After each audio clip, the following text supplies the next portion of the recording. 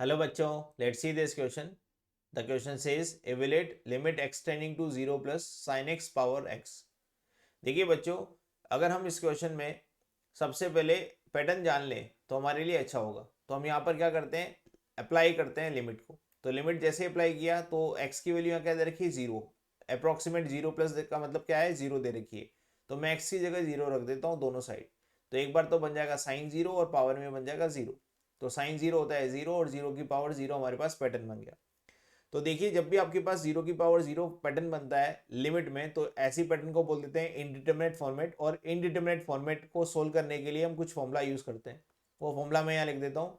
Limit extending to a f of x power g of x. अगर हमारे पास कोई question ऐसा है और इसके ऊपर लिमिट आपने अप्लाई किया, लिमिट अप्लाई करने के बाद आपको फॉर्म मिल गई जीरो पावर जीरो, तो इसको आप लिख देते हो ई की power limit extending to a g of x dot l n of f of x. ठीक है, ये वाला फॉर्मूला हम लगाएंगे तो हमारा लिमिट सोल्व हो जाएगा. तो यहाँ पर भी ऐसे ही बन रहा है, जीरो पावर जीरो बन रहा है. तो यहाँ पर इस वाली लिमिट को सोल्व करने के लिए भी हम फॉर्मूला लगा देते हैं ई की power limit x tending to zero plus और x dot l n of sine x. ऐसा फिर से लिमिट अप्लाई करते हैं इस वाले पैटर्न के ऊपर. जब मैंने लिमिट अप्लाई किया, एक्स को जीरो रखा, तो यहाँ पर आ गया जीरो और एल एन ऑफ जीरो. और एल एन ऑफ जीरो कितना होता है, इनफाइनाइट. ठीक है, माइनस का इनफाइनाइट होता है. तो हमारे पास टोटल रिजल्ट आएगा जीरो क्रॉस इनफाइनाइट. तो जीरो क्रॉस इनफाइनाइट हमारे पास अगेन एक इनडिटरमिनेट फॉर्मेट होता है. इसका मतलब इसको सोल्व करने के लिए किसी एक फॉर्म को या तो जीरो बाई जीरो फॉर्म बनाना पड़ेगा या इनफाइनाइट बाई इनफाइनाइट फॉर्म बनाना पड़ेगा. या तो जीरो को वन बाई इनफाइनाइट लिखूं या इनफाइनाइट को वन बाई जीरो लिखूं, ऐसा मुझे करना पड़ेगा. तो यहाँ पर ई की power limit x tending to zero plus और एल एन साइन एक्स को तो मैं ऐसे लिख रहा हूँ.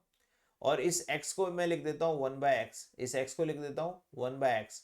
अभी फिर से लिमिट अप्लाई करने पर मिलेगा इनफाइनाइट बाय इनफाइनाइट, है ना. ये फॉर्म हमारे पास मिल गई. और जब भी इनफाइनाइट बाय इनफाइनाइट मिलता है तो हम किसका यूज करते हैं, एल एच रूल का यूज कर सकते हैं. एल एच रूल में क्या होता है, बेसिकली ऊपर वाले फंक्शन का डेरिवेटिव और नीचे वाले फंक्शन का डेरिवेटिव अलग अलग लिख सकता हूँ.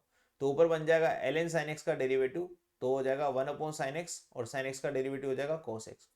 और सिमिलरली वन अपॉन एक्स का डेरिवेटिव हो जाएगा minus one by x square. Minus one by x square, ये हमारे पास फाइनली एक फॉर्मेट बन जाएगा. तो अभी इसको थोड़ा सा अरेंज करते हैं. ई की power limit extending to zero plus, और ये पैटर्न बन जाएगा हमारे पास कॉस अपॉन साइन एक्स. या इसको अगर मैं थोड़ा सा मल्टीप्लाई करके लिखूँ तो negative of x square. X square को मैं लिख सकता हूँ एक्स अपॉन साइन एक्स, इस तरह से. और multiply with x dot cos x. ऐसे मैंने दो फंक्शन बना लिए इस तरह से. ठीक है, अगर आप लिमिट अप्लाई करेंगे इस वाले पैटर्न पर तो इसका रिजल्ट आ जाएगा वन. ठीक, और सिमिलरली इसके ऊपर भी आप लिमिट लगाएंगे तो x की वैल्यू आपको क्या रखनी है, जीरो से ज्यादा रखनी है, जीरो रखनी है, अप्रोक्सीमेट जीरो रखनी है. तो ये कितना होगा, जीरो. और कॉस जीरो कितना होता है, वन. तो यहाँ पर फाइनली इसकी वजह से जीरो डॉट वन क्या बन गया, जीरो. और जीरो को अगर मैं वन से मल्टीप्लाई करूंगा तो अगेन जीरो आएगा. तो ई की पावर माइनस जीरो, ये मेरे पास फाइनल रिजल्ट आया. और ई की पावर माइनस जीरो का मतलब क्या होता है, वन अपॉन ई की पावर जीरो, और ई की पावर जीरो होता है वन. तो फाइनल रिजल्ट मेरे पास कितना आ गया, वन. ठीक है, तो इस क्वेश्चन को करने के लिए हमने क्या की कॉन्सेप्ट यूज किया, एक फॉर्मूला यूज किया ये वाला, जिसने ये बताया कि अगर आप किसी f of x power g of x के ऊपर लिमिट लगाते हो और फॉर्म जीरो पावर जीरो बनती है, तो उसको आप सोल्व करने के लिए ऐसे फॉर्मेट में कन्वर्ट कर सकते हो. कन्वर्ट किया हमने, इस पैटर्न को अप्लाई किया, और हमारे पास finally infinite by infinite approach बन गई. और इनफाइनाइट बाय इनफाइनाइट जब भी फॉर्म बनती है तो हम क्या यूज करते हैं, एल एच रूल का यूज करते हैं. एल एच रूल में ऊपर वाले फंक्शन का डेरिवेटिव और नीचे वाले फंक्शन का डेरिवेटिव अलग अलग लिखा जाता है. बस इसको मैंने सेपरेट किया और लिमिट अप्लाई करी तो मेरा फाइनल आंसर आ गया वन. तो फाइनल आंसर होगा one. Hope you understand this. Best of luck.